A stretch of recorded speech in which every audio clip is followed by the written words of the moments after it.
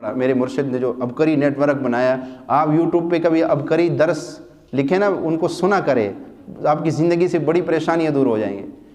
تو وہ احمد پور شرقیہ میں ہم تھے، تو وہاں پہ ایک بہت بڑے عالم آئے، ان کے بھائی آئے، انہوں نے ہمارے مرشد سے پوچھا کہ آپ نے اتنا نظام چلایا ہوا ہے، لوگوں کو وظیفے پہ لگا رہے ہو، یہ اتنی آپ کے جو ہے اس کا مقصد کیا ہے؟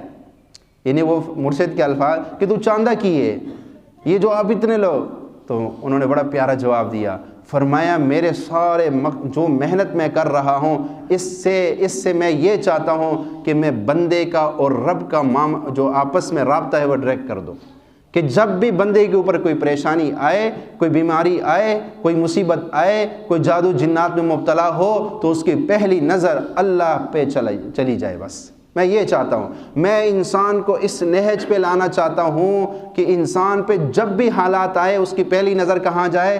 عرشوں پہ جائے، اس کی پہلی نظر اللہ پہ جائے، مخلوق پہ نہ جائے۔ بس میں یہ چاہتا ہوں، اور یہی سب سے توحید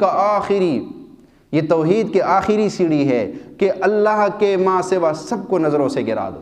میرا اللہ ہے، ایاک نعبد و ایاک نستعین، مولا تیری ہی عبادت کرتے اور تجھ سے ہی مدد مانگتے۔ بس یہ چیز ہمارے اندر آ جائے کہ میں نے اپنے ہر مشکل میں، ہر پریشانی میں، ہر بیماری میں اللہ کو پکارنا ہے اور اللہ میری مدد کرے گا۔ آج یہ بے یقینی والی کیفیت جو ہمارے اندر پیدا ہوئی ہے نا، اس سے شیطان نے بڑا فائدہ اٹھایا۔ اسی بے یقینی والی کیفیت نے ہمیں بے نمازی بنا دیا، ہمیں اللہ کے دین سے دور کر دیا۔